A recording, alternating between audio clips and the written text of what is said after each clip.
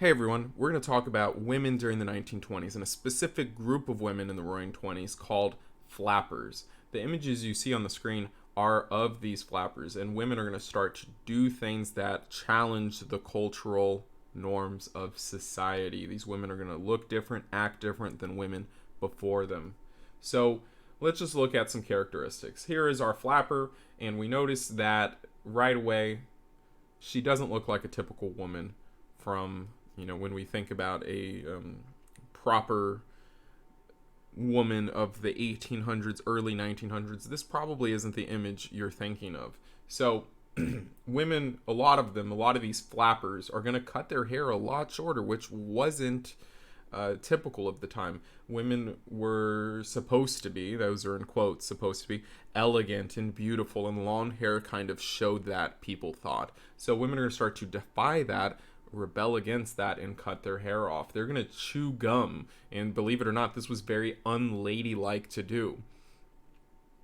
They're going to dance in public, and a lot of people, especially in early American history, believed dancing, was very immoral and would rile men up, and they shouldn't do that in public. And the dances are going to be like anything before them. They're not going to be proper. They're going to be things like the Charleston, lots of moving of hips, legs, and people thought it was very immoral.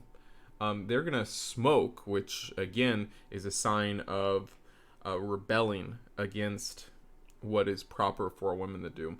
Men at the time smoked, but it wasn't proper for a woman to traditionally do so. They were also more open to getting a divorce. You'll see during the 1920s, divorce rates are going to start to really steadily increase as women are going to start to become more independent and independent thinking.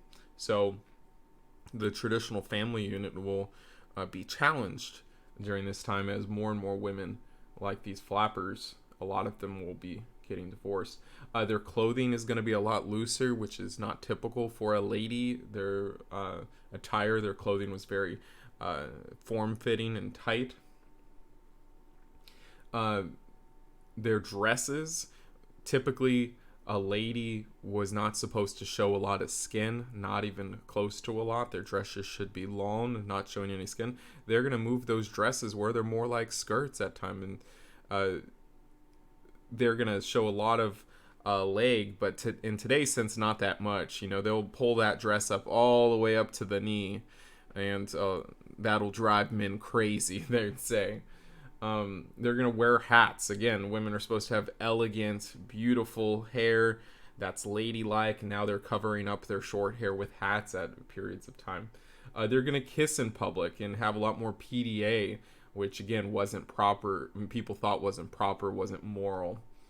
They're going to drive cars, these new Model Ts, Ford Model Ts that people are owning. People are driving. Cars expressed lots of freedom, rebelling, fast moving, and it kind of was a symbol for what these flappers were becoming.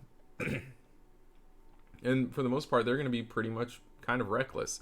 And with that, they're going to ignore Prohibition, as we saw in the last video, and are going to be ignoring the 18th Amendment, which prohibited alcohol. And they're going to illegally drink in those places called speakeasies, those illegal bars. So what they're doing is these flappers are rebelling against a society's expectation of what a woman should be. People said women should be elegant, they should be beautiful, they shouldn't be heard that much, they should, be submissive, so on, so on. And flappers are going to be a sign that that is changing. Women are going to be independent. Women are going to do what they want. Women are going to now have the right to vote. So why are women doing this? Why are women starting to challenge the societal norms, the societal expectations of how a woman should dress, how a woman should act, what they should look like? Well, first of all, remember, right before the 20s, we had World War I. All the men are going over to war. Not all of them, but a lot of men are going over to war. Now, women are going to be going in those factories. Women are going to be, for the first time, really getting a disposable income. They're making money for themselves, really for the first time on a large, wide scale. And they're often the head of their households while they're husbands or boyfriends, whatever, are overseas. So now they have more responsibility, they have more income, and they now get to practice some of that independence. So when their husbands get home and don't like the way they're acting, they're more likely to get a divorce. They're more likely to challenge the way their husband might think, the way society might think. They also, in 1920, received the right to vote with the 19th Amendment, which is going to give them political power on a wide scale for the first time, really. So now they have money, they have more independence, they have more responsibility, and they have political power. A lot of new films, silent movies are coming out by Hollywood. Hollywood's really going to start to grow and prosper during the 1920s. And flappers are going to be all over these films, doing all these new dances, having their hair short. So a lot of women would look to the flappers in film and be like, hey, I want to be like them. And this is where these kinds of new trends really start, when we see celebrities or such do things and we imitate them. And we want to buy the things that they have, wear the things that they have, do the things that they do. That kind of starts during the 1920s as Hollywood and films start showing people what popular culture looks like, what clothing trends might look like, so on and so on. So women are kind of mirroring that. And new jazz music is going to come out during this time. This time is called the Harlem Renaissance, or the Jazz Age, a rebirth of African American culture and poetry, writing, spirit. And that's going to come out in this place called Tin Pan Alley, we'll talk about later. A lot of it is, at least.